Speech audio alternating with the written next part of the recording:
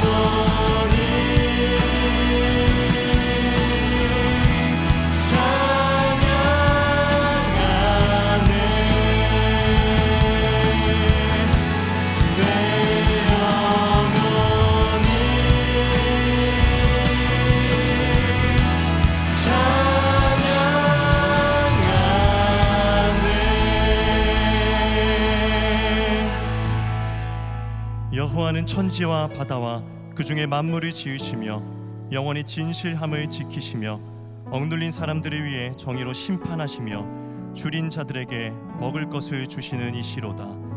여호와께서는 갇힌 자들에게 자유를 주시는도다. 아멘. 하늘과 땅과 바다의 모든 것을 지으시고 지금도 진실과 사랑으로 세상을 이끌어 가시는 주님을 예배합니다. 억눌리고 약한 자를 돌보시는 하나님의 자비를 깊이 경험하게 하시고 변하지 않는 주님의 정의와 사랑이 우리 삶을 충만케 하는 귀하고 복된 시간이 되게 하옵소서. 예수님의 이름으로 기도합니다. 아멘. 혜성교회 비전과 방향성을 담은 블레싱 기도문으로 공동체의 고백을 올려드리겠습니다. 교회를 세우시고 돌보시며 인도하시는 하나님, 혜성교회가 아브라함에게 주셨던 하나님의 말씀을 따라 세상 만민이 우리로 말미암아 복을 받게 되는 축복의 통로가 되게 하시고 예수님의 지상 명령을 따라 세상에서 힘들고 지친 모든 사람들이 하나님 안에서 풍성한 생명을 누리도록 사랑으로 섬기는 교회가 되게 하여 주옵소서. 우리의 예배와 사역을 통해 하나님의 살아계심이 드러나게 하시고 말씀과 성령으로 사람을 세워가며 하나님의 나라를 꿈꾸는 사도행전적 교회가 되게 하여 주옵소서. 우리의 가정을 통해 믿음의 다음 세대가 자라나게 하시고 교회와 가정, 주일학교와 한아름 유치원, 이야기학교, 러빙스쿨, 경신을 비롯한 기독교 사학을 통해 요셉과 다니엘 같은 믿음의 사람들이 배출되게 하옵소서.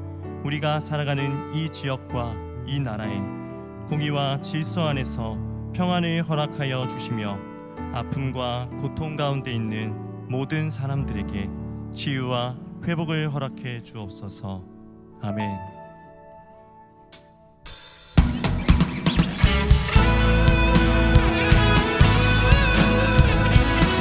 이제 우리 감사하신 주님의 이름을 즐거이 부르면서 기쁨으로 주님 앞에 나아가시겠습니다. 여호와를 즐거이 불러 여호와를 즐거이 불러 깊이 빌어주께 나가리. 여호와 하나님 난 주의 백성 기르시는 양이라. 여호와를 즐거이 불러 깊이 빌어주께 나가리.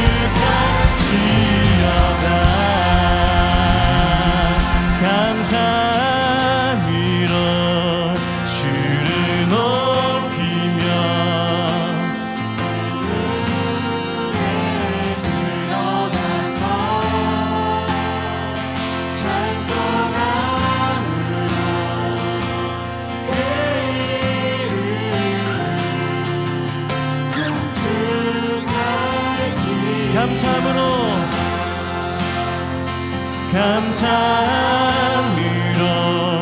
주를 높이며 그문에 들어가서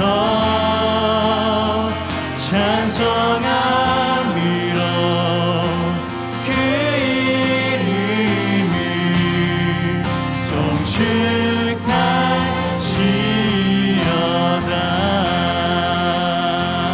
아멘.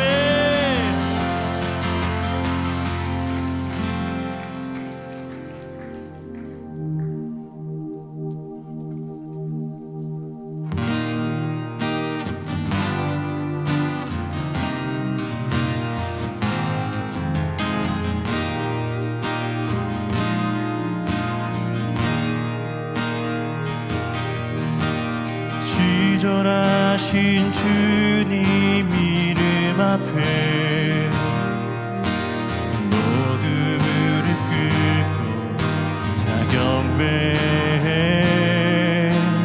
거룩하신 주님 보좌 앞에 엎드려 절하세.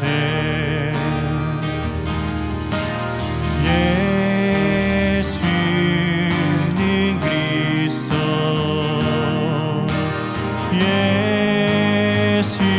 예수는 주.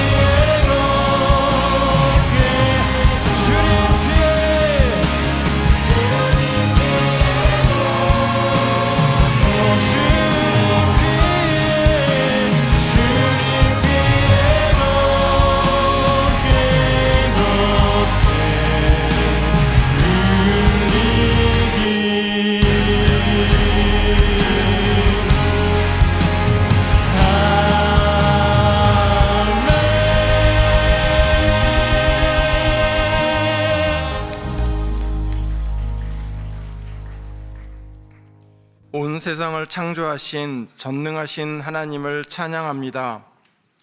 온 마음 다해 예배합니다. 주님은 나의 왕, 나의 힘, 나의 능력입니다. 세상을 살아가는 하나님의 사람으로 불러주셔서 감사합니다. 주님의 부르심을 붙잡으며 하나님 나라를 이루어가는 은혜 속에 거하기를 원합니다. 하지만 여전히 제약된 모습 속에 있음을 봅니다. 주님의 보혈로 날마다 새롭게 하여 주시옵소서. 근신하며 떨림으로 나의 구원의 상을 이루어 가기를 기도합니다. 하나님을 잘 믿는 대한민국이 되기를 원합니다. 하나님의 공의와 정의가 강물처럼 흐르는 대한민국이 되게 하소서. 민족 복음화, 세계 복음화의 꿈이 혜성교회를 통해 이루어지기를 기도합니다. 시세를 알고 해야 할 바를 아는 유력한 자가 혜성교회가 되어 한국교회와 세계교회를 섬기기를 기도합니다. 우리 손에 하는 일을 견고하고 창대하게 하사 속히 언더우드 기념관을 헌당할 수 있기를 기도합니다. 주님의 기이한 도우심이 우리를 통해 나타나기를 원합니다. 믿음의 다음 세대를 위해 기도합니다. 말씀을 통해 하나님을 알고 나를 알고 세상을 알아가서 믿음으로 세상을 변화시키는 주일학교, 한아름 유치원, 러빙스쿨 이야기학교, 경신학교 우리의 자녀들이 되기를 기도합니다. 모든 민족에게 복음이 전파될 때 다시 오실 주님의 나라를 위해 애쓰시는 4분의 파송 선교사와 16명의 협력 선교사와 16개의 협력기관, 7개의 미래 자립교회 하나님이 지키시고 붙들어 주시옵소서. 하나님의 뜻이 이루어지는 하나님의 기쁨이 되기를 기도합니다. 11월 2일에 있을 블레싱 축제를 통해 나의 친구, 나의 가족에게 복음을 나누며 예수님 만나는 축복의 시간이 되게 하소서. 우리의 일상의 삶을 평안 가운데 지켜주시옵소서. 인생의 험한 풍랑 가운데서도 나를 지키시며 인도하시는 하나님이 합력하여 선을 이루시는 것을 믿습니다. 범사에 감사하며 항상 기뻐하며 쉬지 않고 기도하는 항상 행복한 삶을 살아가는 혜성교회 성도 되기를 기도합니다. 하나님이 좋아하시는 담임 목사님이 우리의 목사임을 감사합니다. 담임 목사님을 통해 전해지는 하나님의 말씀이 흐르는 곳마다 새 생명이 솟아나고 다시 살아나는 역사가 계속 일어나기를 기도합니다. 늘 성령 충만하여 하나님의 마음을 시험케 하는 목사님 강건하여 평안하기를 기도합니다. 온 마음 다해 예배하는 이 시간 하나님의 영광이기를 기도합니다. 예수님의 이름으로 기도하였습니다. 아멘.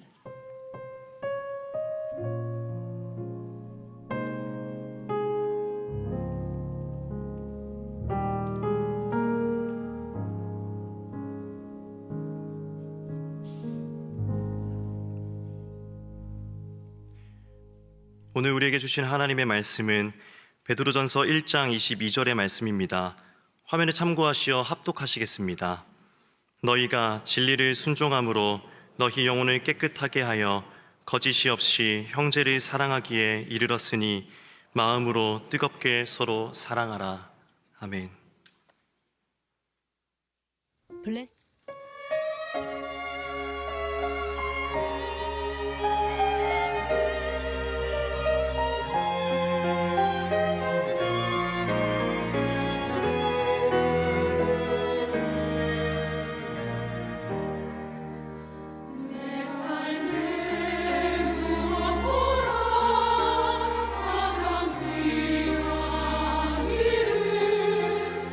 오직 하나님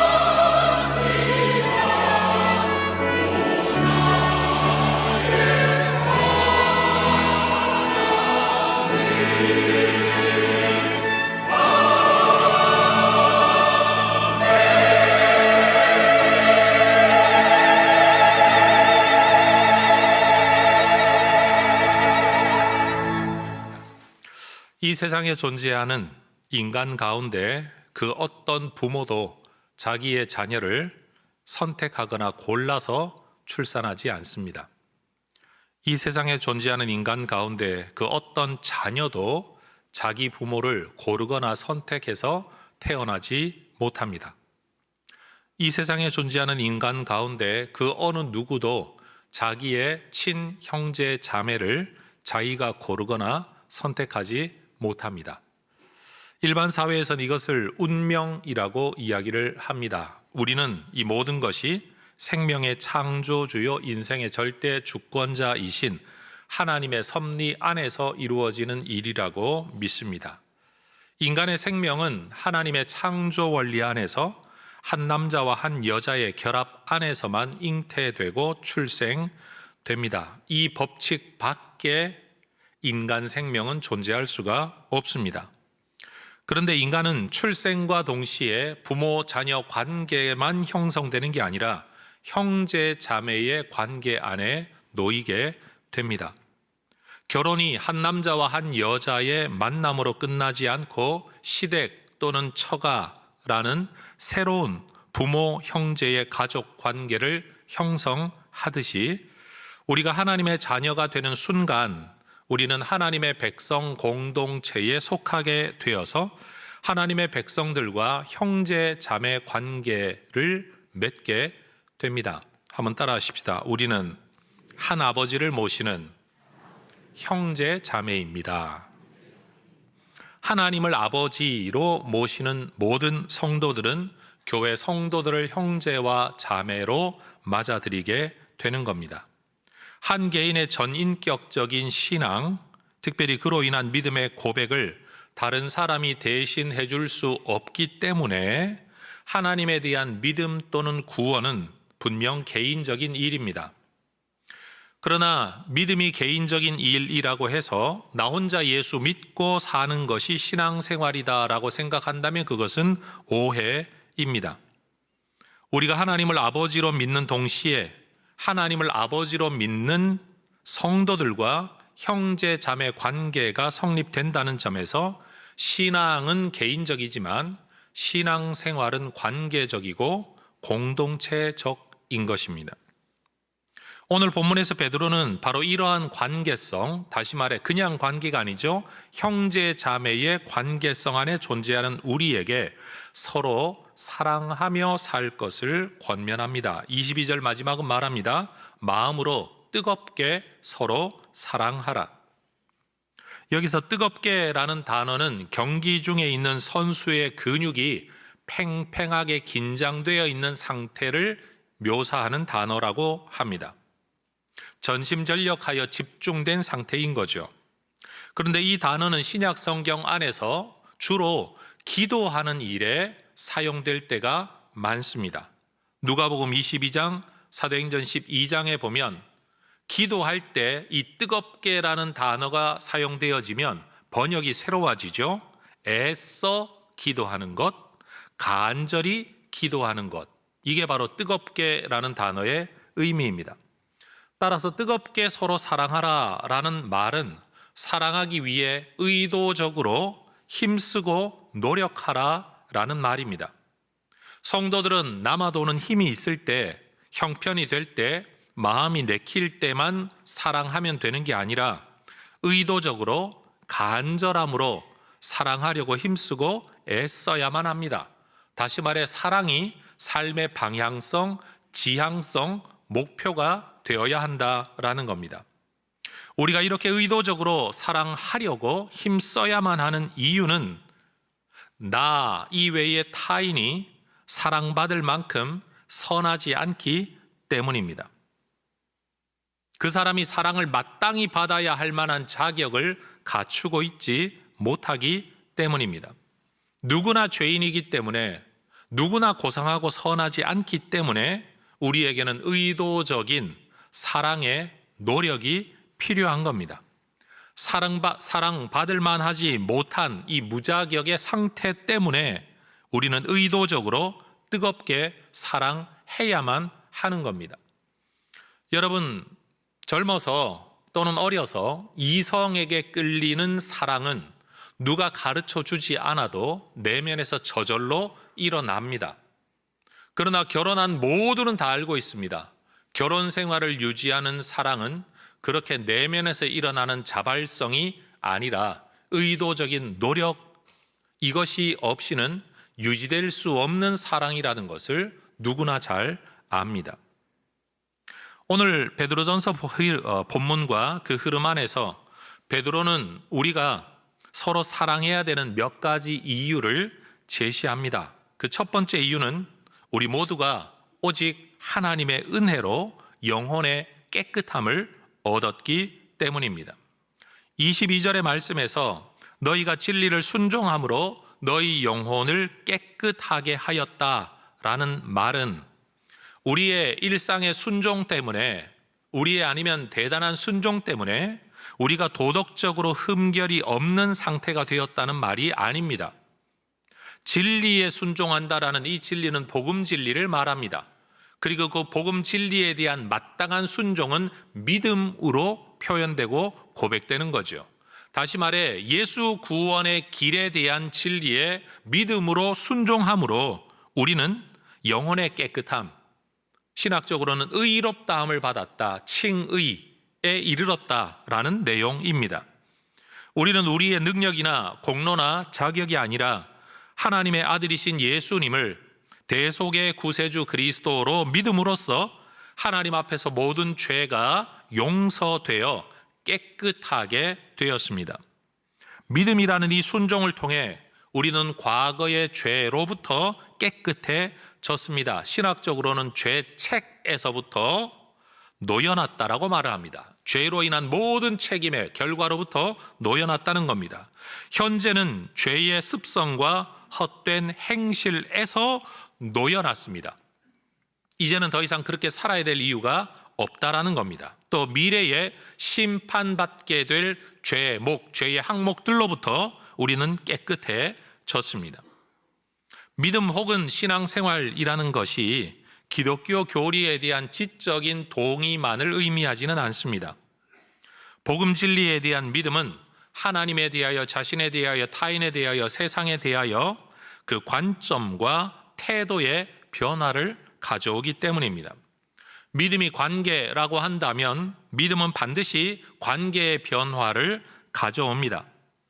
여러분, 우리는 자동차 추돌 사고로, 접촉 사고로 큰 소리 치며 싸우려고 달려들다가 말하는 말투를 보고 같은 고향이라는 이유 때문에, 이런저런 이야기를 하다가 같은 학교 출신이라는 이유 때문에, 심지어 군 생활을 같은 곳에서 했다는 이유 때문에 서로 부드러운 마음을 품고 그냥 좋게 해결되었다는 이야기를 한두 번쯤은 다 들어본 경험이 있습니다.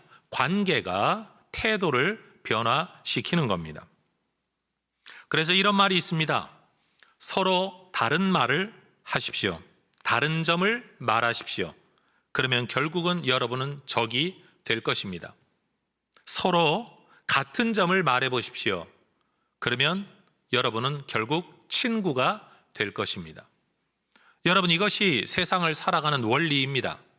같은 점을 계속 이야기하면 동질감을 느끼게 됩니다. 친구가 될 수 있습니다. 다른 점을 계속 이야기하면 결국 저와 나는 같이 갈 수 없는 사람이라는 결론을 얻게 되는 겁니다. 오헨리라는 작가의 단편 소설 가운데 강도와 신경통이라는 제목의 소설이 있습니다.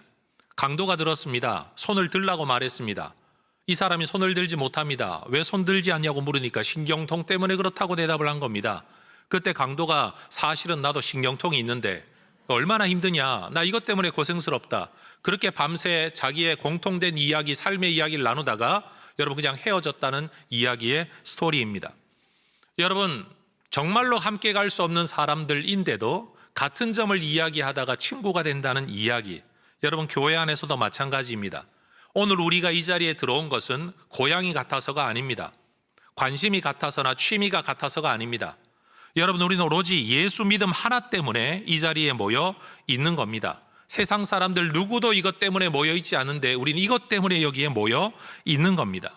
우리가 함께 믿고 있고 누리고 있는 성부 하나님의 사랑, 성자 그리스도의 은혜, 성령 하나님의 역사를 우리가 이야기한다면 우리는 함께 기뻐할 수 있고 하나가 되고 연합되며 연결되어 있음을 느끼게 될 겁니다. 그런데 만약 교회로 모인 우리가 함께 모여서 믿음이 아닌, 성경이 아닌 다른 이야기를 하기 시작하면 저 사람은 나와는 다르구나 라는 생각을 하게 될 겁니다.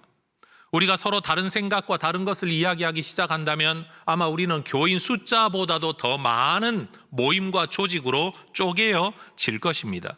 그런 점에서 저는 교회 공동체로 모인 우리가 이 해성교회 공동체 안에서 신앙생활하는 동안에 여러분, 너와 내가 같이 바라보는 것, 같이 믿는 것, 같이 추구해야 되는 것을 함께 말하는 교회 생활이 될 수 있기를 소망하고 부탁합니다. 서로 다른 생각을 드러내어 계속 말하지 않았으면 좋겠습니다.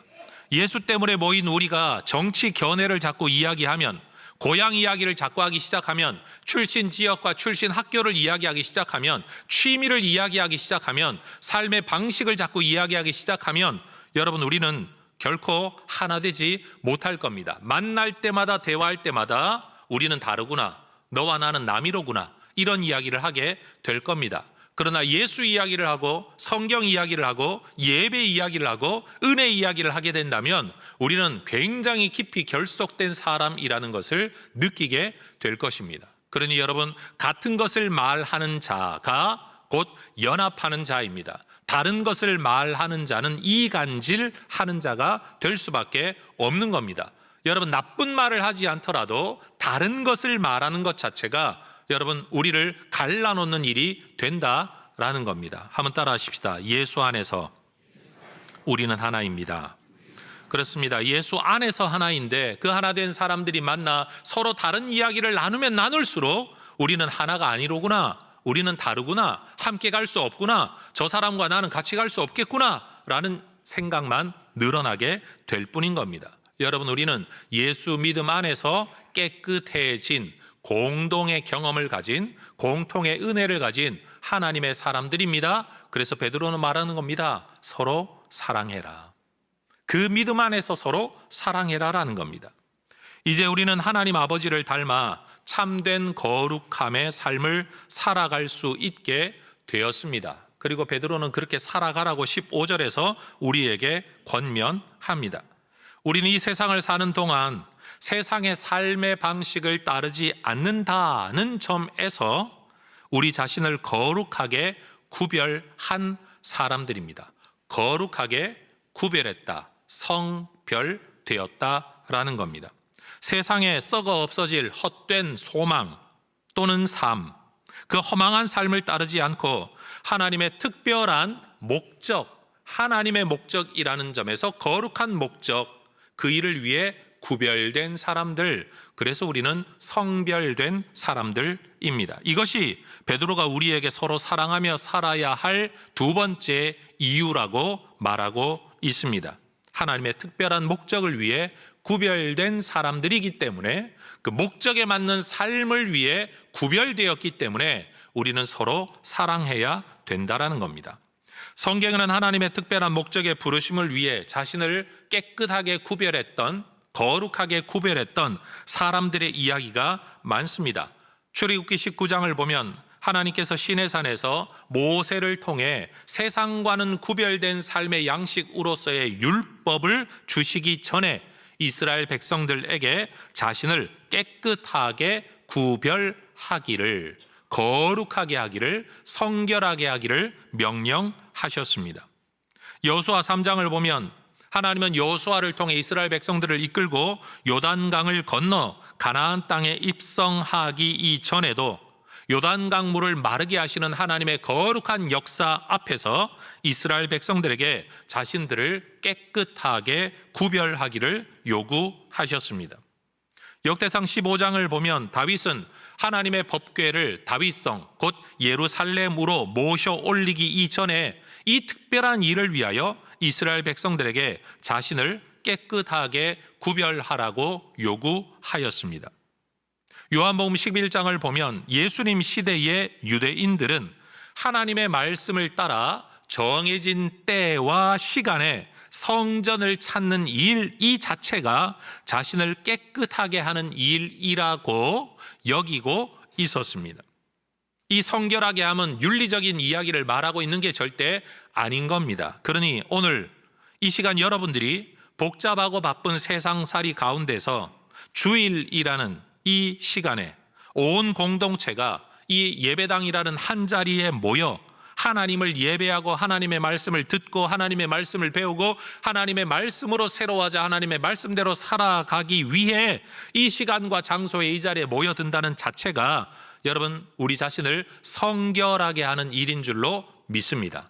그러니 여러분 구별된 시간에 구별된 장소에 구별된 목적을 위해 함께 모이는 이 일이 곧 성결한 일이다. 성결하게 하는 일이다. 이것이 성경적 가르침인 겁니다. 지금까지 제가 언급했던 본문들은 공동체적으로 자신을 깨끗하게 구별하도록 요구했던 경우입니다. 그런데 성경을 보면 개인적이고 개별적으로도 자신을 깨끗하게 구별하도록 요구한 말씀들이 있습니다. 민수기 6장을 보면 그리고 또 다른 구약의 여러 성경들을 보면 여러분 구약 성경에는 나실인이라는 표현이 나옵니다. 따라하십시다. 나실인. 히브리어로 하면 나지르라는 단어입니다. 이 나지르라는 단어를 나실, 그의 사람이라는 점에서 사람 인자를 붙여서 우리는 한글에서는 나실인이라고 말을 하지만 여러분 성경 안에서는 그냥 나지르라는 단어입니다. 이 단어는 특정한 누군가를 가리키는 고유명사가 아니라 구별된 사람들, 서원한 사람들, 헌신한 사람들을 일컫는 보통명사입니다. 여러분 나실인은 태어나면서 물려받게 되는 신분이나 지위가 아닙니다. 누구든지 자원하는 의사를 따라 특별히 신앙적 목적을 위해 하나님과의 관계를 위해 자신을 작정한 사람들, 서원한 사람들, 어떤 일에 헌신한 사람들을 일컫는 단어입니다. 구별된 사람들인 거죠. 특별히 거룩한 목적을 위해, 내 개인의 꿈을 위해서가 아닙니다. 하나님을 위해, 하나님에 관한 일을 위해 헌신한 사람들입니다. 이어지는 민수기 6장 3절을 보면 모세는 이들이 나지르 곧 헌신한 사람들 나실인으로 그럼 뭘 어떻게 세상과 자신을 구별할 거냐, 기준이 뭐냐, 근거가 뭐냐, 방법이 뭐냐를 이야기하면서 특별히 술을 금하는 삶의 방식을 요구합니다. 다른 어떤 것도 아닙니다. 한 가지였습니다.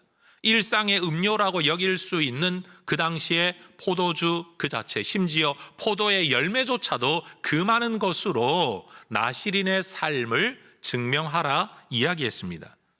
이제 베드로는 이 시대에 구별된 사람들인 우리, 나실인, 이 시대의 나실인들인 우리에게 1장 14절과 18절에서 전에 알지 못할 때에 따르던 너희의 사욕 또는 조상이 물려준 헛된 행실을 따르지 않는 것으로, 그 포도주를 마시지 않는 것으로 자신을 하나님 앞에서 그리고 이 세상 앞에서 거룩하고 깨끗하게 구별하라고 말하고 있는 겁니다.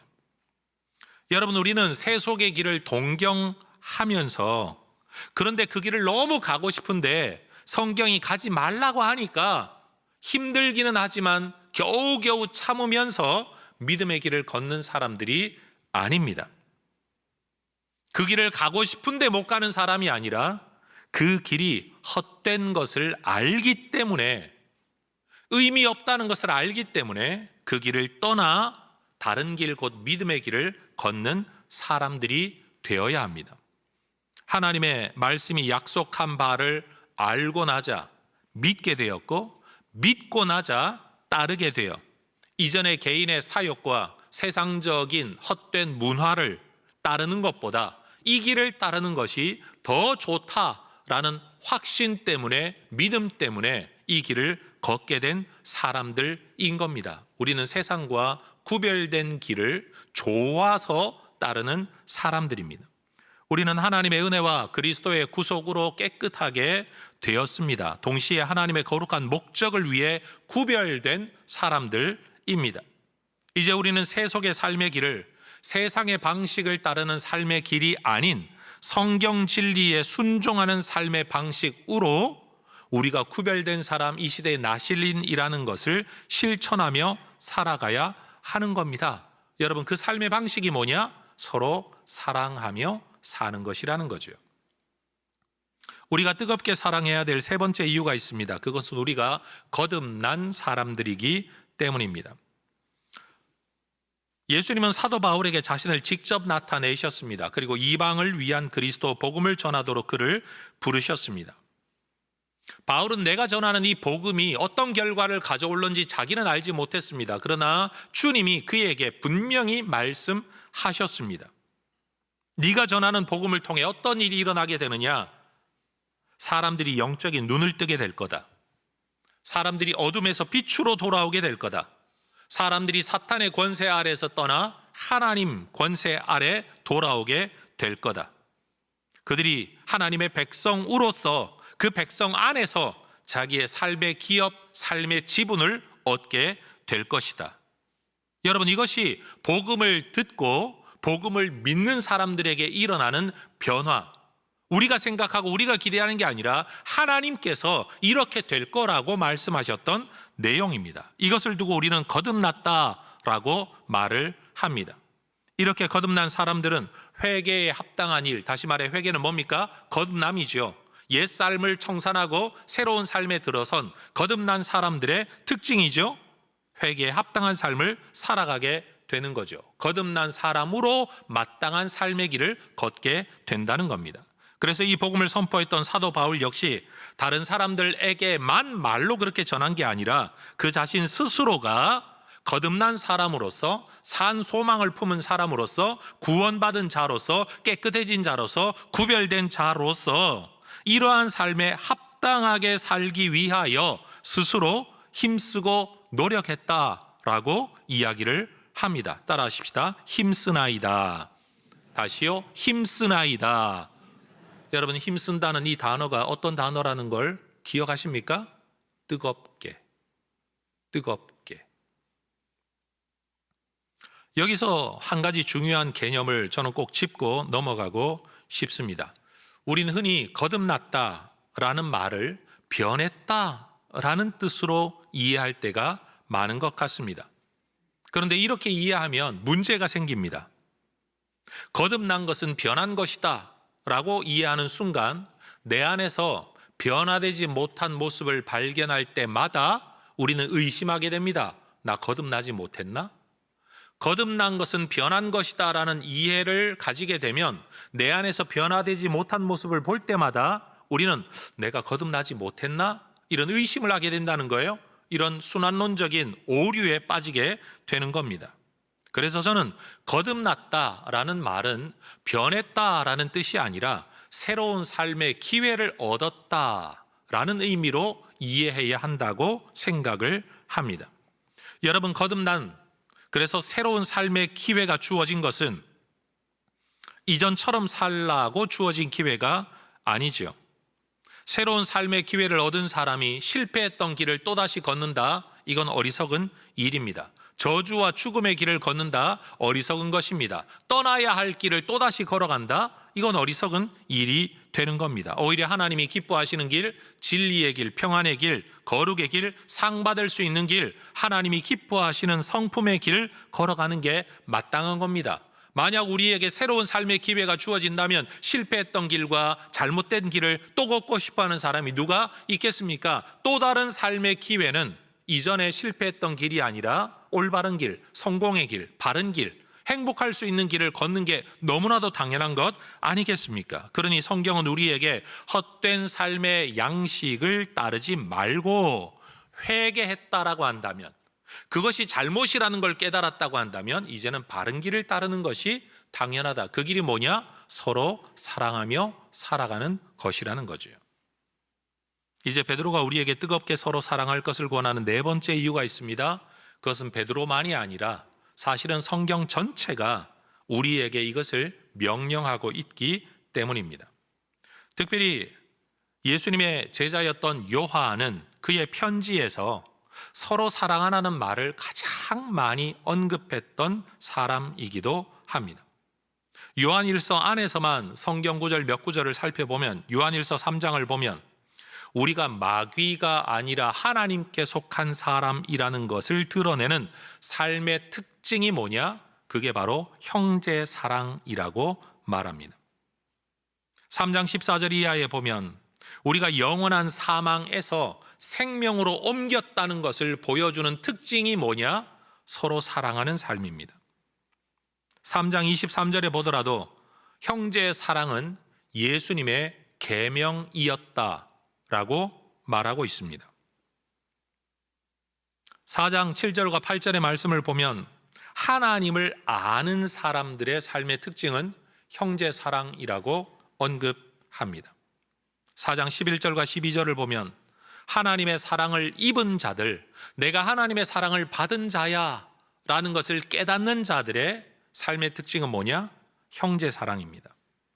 4장 20절과 21절을 보면 하나님을 사랑한다라는 것은 곧 형제 사랑으로 표현되고 실천되어야 한다. 심각하게 말하면 형제를 사랑하지 않는 자가 하나님 사랑한다는 거 다 거짓말이다 라고까지 이야기를 합니다. 여러분, 이것이 바로 하나님께서 당신의 구원 백성들에게, 구별한 백성들에게, 깨끗게 하신 백성들에게 하나님이 원하시는 것, 의도하시는 겁니다. 여러분, 형제 간에 우애하며 살아가는 것을 보는 것이 부모로서의 기쁨이듯이 성도들끼리 사랑하며 살아가는 것을 보는 것이 우리 하나님의 기쁨인 줄로 믿습니다. 여러분, 베드로의 편지를 받아보고 있는 이 성도들은 고향을 떠나고 모국을 떠나 여러분 흩어져 살아가는 나그네와 같은 사람들이었습니다. 그들은 이 신앙, 예수 신앙 때문에 다양한 차별과 고난을 겪어야만 했습니다. 아마 그들도 고민했을 겁니다. 내가 예수 신앙 하나만 포기하면 내 삶에 상당히 많은 문제들이 다 해결될 수 있을 텐데, 내가 좀 더 편한 삶을 살아갈 수 있을 텐데 라고 말입니다. 엄청난 유혹이자 시험이었을 겁니다. 그렇기 때문에 베드로는 신앙의 지도자로서 그들을 권면하는 겁니다. 혼자 걷지 말고, 혼자 살지 말고, 함께 걷고 함께 살아가라. 나 혼자 이 세상을 맞서려면, 믿음 하나 붙들고 나 혼자 맞서려면 너무 힘들고 괴롭지만 함께하는 동료들이 있을 때 우리는 이 길을 좀 더 수월하게 힘있게 이겨낼 수 있다라는 겁니다. 그게 바로 서로 사랑하라라는 겁니다. 감정으로 사랑하는 게 아닙니다. 동역자 의식 안에서, 형제 자매 됨 안에서, 내가 넘어질 수 있을 때 나를 일으킬 누군가가 필요하다는 의식 안에서, 저가 넘어졌을 때 내가 도와야만 된다는 의식 안에서 살아가라는 겁니다. 그래서 성경 안에서 보면 서로 사랑하며 살아가는 삶의 모습을 단순히 사랑이라는 말로만 표현하지 않고 다양한 표현으로 대치해서 우리에게 권면합니다. 8개의 성경 구절을 여러분들에게 보여드릴 텐데, 이게 서로 사랑하며 살아가는 실천 방법이라 여기시고 여러분 함께 읽어보기를 원합니다. 히브리서 10장 24절, 서로 돌아보아 사랑과 선행을 격려하라. 갈라디아서 6장 2절, 너희가 짐을 서로 지라.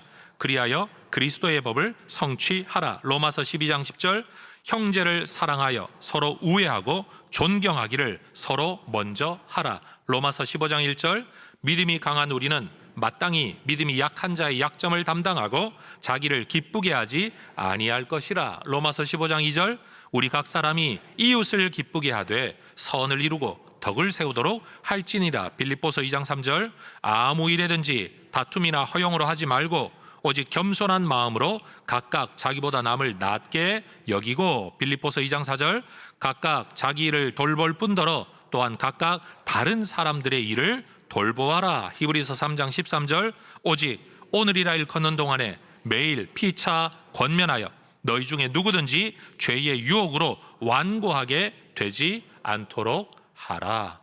여러분, 이게 그리스도인이 성도들 사이에서 서로 사랑하며 살아가는 삶의 방식인 겁니다. 그런데 여러분, 저는 지금 사랑을 설교하고 있는데 이 사랑을 설교하고 있는 저에게는 풀리지 않는 고민과 문제가 있습니다. 저는 나이가 들어가면 점점 인격이 성숙해서 더 많은 사람을 품어낼 수 있을 거라고 기대했습니다. 머리로는 그렇게 생각을 합니다. 그런데 나이가 들어가면 들어갈수록, 사람을 더 많이 경험하면 경험할수록 사람을 보는 눈만 예리해지고, 척 보면 관상으로 대부분의 것을 파악은 하는데 중요한 건 용납과 허용과 사랑이 안 된다는 겁니다. 사람을 더 많이 가리게 되더라는 겁니다. 성경 지식이 늘어가면, 하나님을 더 사랑하게 되면 사람에 대한 사랑의 깊이와 넓이가 더해가야 된다라고 생각하고 머리로는 알고 있는데, 성경 지식이 늘어갈수록 예수 믿는 사람은 이래야 돼라는 신념만 강해져서 오히려 사람을 용납하거나 품어내지 못하는 경우가 많아집니다. 장로가 모자래, 집사가 모자래, 목사가 모자래, 성도가 모자래, 이런 생각이 점점 많아지는 겁니다. 그거보다 더 큰 문제는 내가 생각하는 사람됨, 내가 생각하는 신앙인됨의 기준이 견고해지면 견고해질수록 그 기준에 도달하지 못하는 나 자신이 너무 답답해서 때때로 허탈해지고 자존감이 낮아질 때도 있습니다. 그래서 때로는 내가 예수를 안 믿었으면 사람들과 더 잘 어울리지 않았을까? 는 정말 헛된 생각을 목사인 저도 할 때가 있습니다. 여러분도 그런 이야기 할 때 있지 않습니까? 세상 사람들은 아무리 싸우고 멱살 잡아도 술 한잔 같이 마시면 친구가 되는데, 예수 믿는 것들은 한번 꼬이면 절대로 펴지 않아서 죽을 때까지 얼굴 안 본다는 이런 이야기가 교회 안에 떠돌고 있지 않습니까? 우리 주변에 결정장애라고 일컬어지는 사람들이 종종 있습니다. 뭔가 결심을 못하고 결론을 못 내리는, 생각이 너무 많아서 그런 경우가 있습니다. 그런데 우리는 성경에 대한 지식이 늘어가면 늘어갈수록 따지는 것이 점점 더 많아지는 것 같습니다. 내가 고민하고 있는 것, 내가 따지는 게 분명 나쁜 생각은 아닙니다. 성경적인 것입니다. 그런데 성경을 고민하면 고민할수록 모순적이게도 현실적으로는 불순종하는 삶이 늘어갑니다. 신앙적 생각에 사로잡혀 불순종하는 삶을 살아간다는 이 말도 안 되는 일들이 우리 안에서 일어나고 있는 겁니다. 생각은 신앙적인데 실천은 비신앙적인 겁니다. 불순종인 겁니다. 그래서 교회 생활하면서 우리 안에 참 안타깝지만 이런 말이 있습니다. 신앙이 좋다는 말을 듣는 사람들일수록 인간미가 없다. 내가 신앙적 열정을 추구하면 추구할수록 주변에 사람이 없다. 친구가 없다. 여러분, 이거 우리 그리스도인들, 교회 다니는 사람들이 다 경험하고 있는, 정말 뭐라고 설명할 길이 없는 굉장히 모순되는, 그러나 분명한 현실입니다. 베드로는 우리에게 거짓 없이 사랑하라라고 이야기를 했습니다. 거짓 없는 사랑을 할 수 있게 되었다고 사실을 말하고 있죠. 이때의 사랑은 형제의 사랑을 말하는 필레오라는 단어를 썼습니다. 그런데 뜨겁게 서로 사랑하라라고 말할 때는 형제 사랑이 아니라 하나님의 사랑을 일컫는 아가페라는 단어를 사용합니다. 왜 그렇습니까? 내 안에서 일어난 자발적인 사랑으로 사랑할 수 없기 때문입니다. 예수님이 우리를 사랑하십니다. 그리고 그 예수님이 우리에게 사랑할 것을 명령하십니다. 사랑할 수 없는 우리에게 사랑하라고 말씀하시는 근거가 뭐냐? 요한복음 13장 34절을 보면 따라하십시다. 내가 너희를 사랑한 것 같이. 우리 주님은 너희도 서로 사랑하라 그냥 명령하시는 게 아니라, 너희가 이 사랑을 해야 되는데 왜 사랑해야 되냐? 어떻게 사랑할 수 있냐? 사랑할 수 있는 힘은 어디서 오느냐? 그 근거를 내가 너희를 사랑한 것 같이, 이 말씀을 근거로 제시합니다. 여러분, 저는 하나님께서 그 성품으로 우리를 사랑하신다, 존재적으로 우리를 사랑하신다라는 걸 믿습니다. 그러나 저는 아무리 생각해도 저는 하나님의 사랑을 받을 만한 자격이 없습니다. 악과 함께할 수 없는, 거짓과 함께할 수 없는 하나님이 나를 품는다는 것을 저는 용납할 수가 없습니다. 그래서 저는 이렇게 고백합니다. 하나님은 성품으로만 나를 사랑하시는 게 아니라 하나님은 의지적으로 나를 사랑하고 계시다. 하나님은 뜨겁게 나를 사랑하고 계신다. 힘쓰고 계신다. 애쓰고 계신다. 노력하고 계신다. 그럴 수밖에 없다. 왜냐하면 나는 여전히 죄의 습성에 물들어 있는 사람이기 때문에. 그래서 주님은 우리에게 말씀하시는 겁니다. 뜨겁게 서로 사랑해라. 사랑의 정도를 말하는 게 아닙니다, 여러분. 사랑을 위한 노력을 말하는 겁니다. 여러분, 사랑에 힘쓰는 우리 모두가 될 수 있기를 소망합니다. 그런 면에서 우리는 두 눈 가운데 한 눈은 좀 감고 살아야 될 것 같습니다. 내 머릿속에 가지고 있는 기준, 경험, 이걸로 사람을 평가하는 눈은 좀 감고, 주님이 저 사람을 사랑하신다. 하나님의 사람이다. 우리는 하나님 안에서 형제 자매가 되었다. 아무리 싫어도 형제는 형제인 것처럼, 아무리 내 마음에 안 들어도 저 사람 하나님의 자녀다. 그러니 내가 사랑해야지. 평생 이러고 살아야지. 이건 어쩔 수 없는 거야. 이건 운명이야. 이건 하나님 안의 섭리야. 여러분, 이 눈을 떠야 우리가 좀 더 사랑할 수 있을 것 같습니다. 성도 여러분, 사랑은 자발적인 게 아닙니다. 의지적인 겁니다. 자생적인 것 아닙니다. 의지적인 겁니다. 저절로 되는 거 아닙니다. 의지적인 겁니다. 세상의 사랑은 내 마음 끌리면 사랑했다가 마음 놓치면 다 갈라서죠. 돌아서죠. 그게 세상의 사랑이죠. 오염된 사랑이죠. 자기의 쾌락을 추구하고 자기 만족을 추구하고 남을 이용하여 내 것을 채우려고 하는 사랑인 거죠.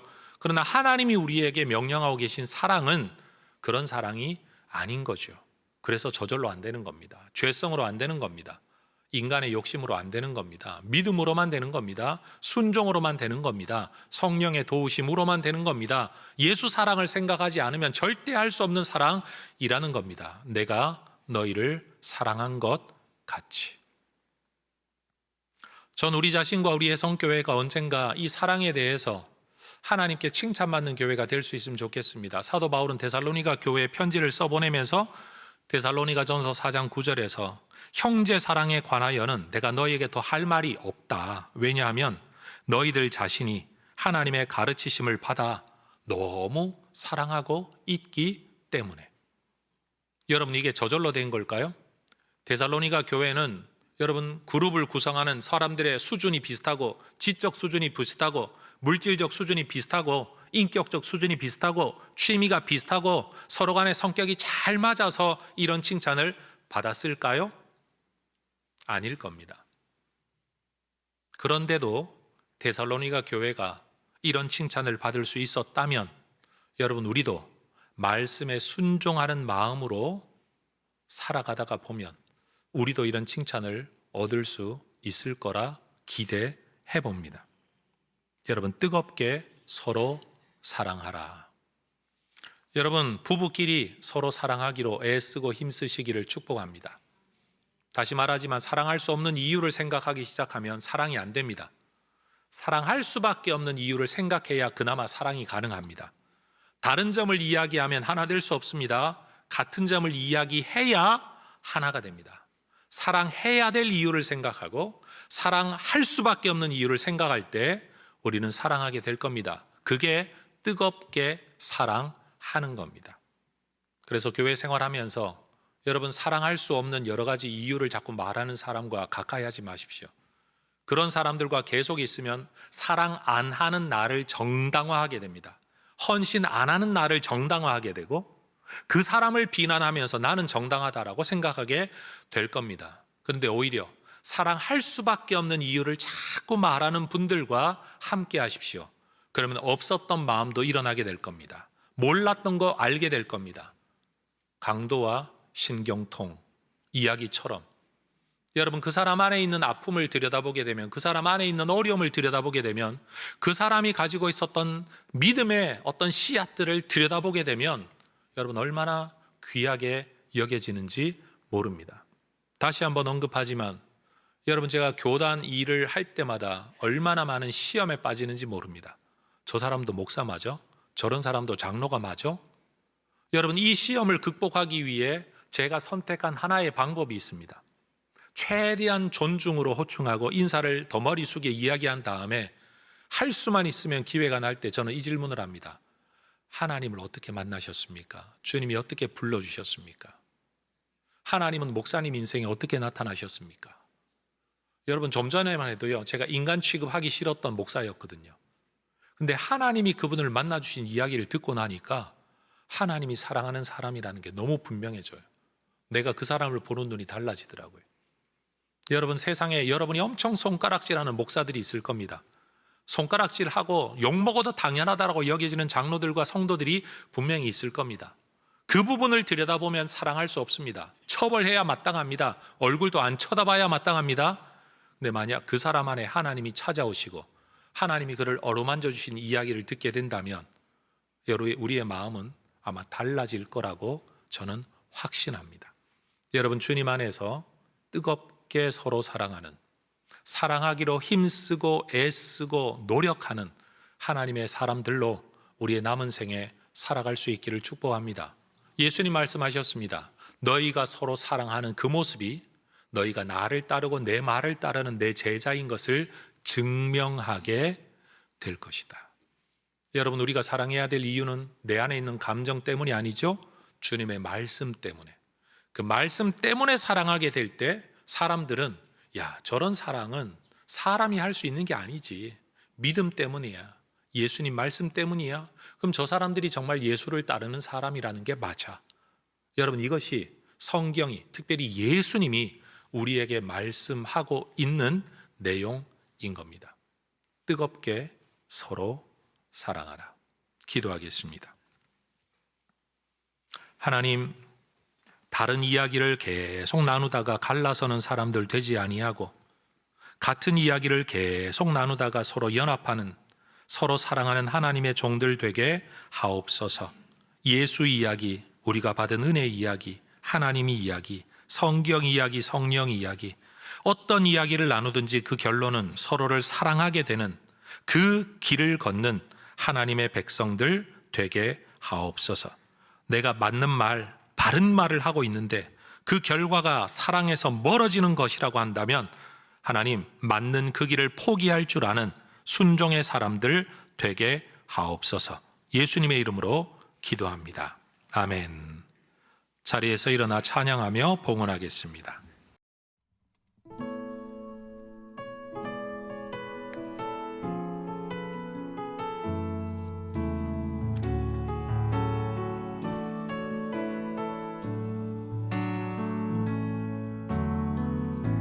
주 안에 우린 하나, 모습은 달라도 예수님 한 분만 바라네.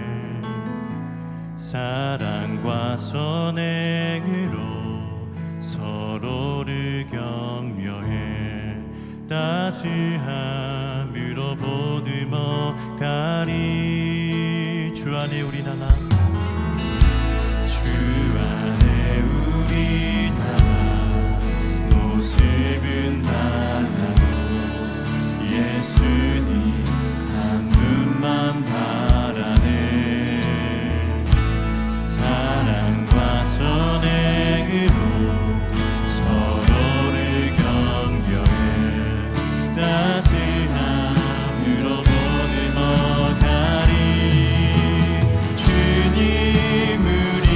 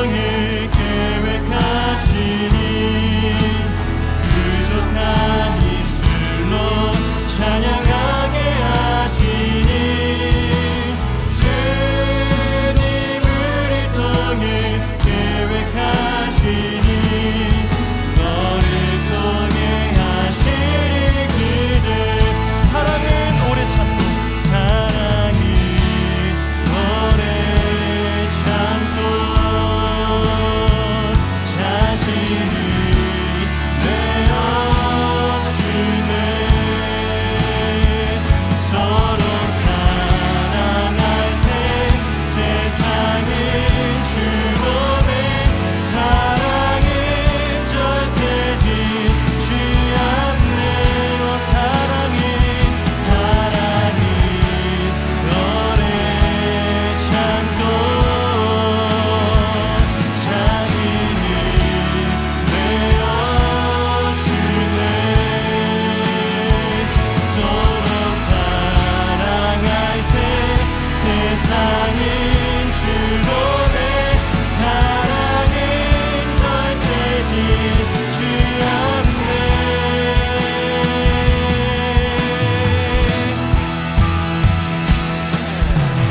주님 우리 통해 계획하시니 부족한 입술로 찬양하게 하시니. 주님 우리 통해 계획하시니 너를 통해 하시니 기대. 주님 우리 통해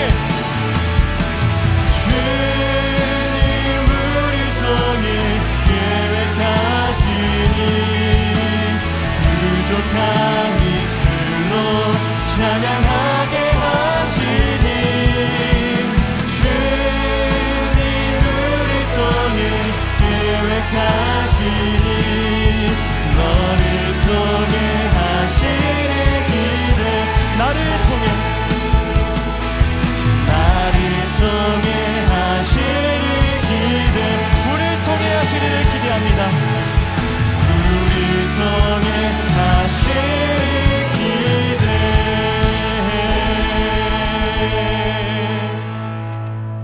봉헌의 서양문을 함께 고백하겠습니다. 우리를 영원한 죽음에서 건져내신 전능하신 하나님께서 내 삶과 소유의 주인이심을 고백합니다. 은혜로 채워주시는 모든 것들을 지혜로운 청지기로 바르게 사용하겠습니다. 살아가는 동안 물질의 어려움이 있더라도 합력하여 선을 이루시는 아버지 하나님을 더욱 의지하겠습니다. 하나님 나라와 교회 공동체를 세워가는 일에 몸과 마음과 물질로 기쁘게 헌신하겠습니다. 내 삶의 필요를 따라 좋은 것으로 넘치도록 후히 베풀어 주실 하나님을 기대합니다. 아멘.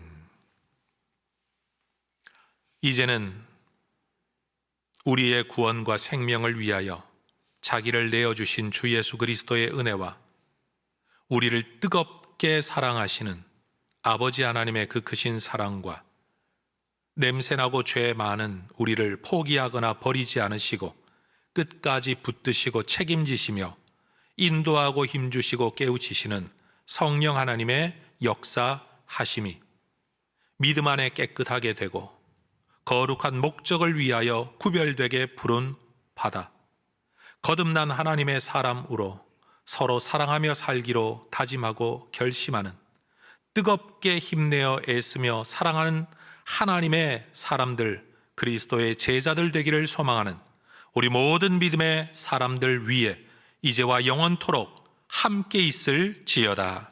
아멘.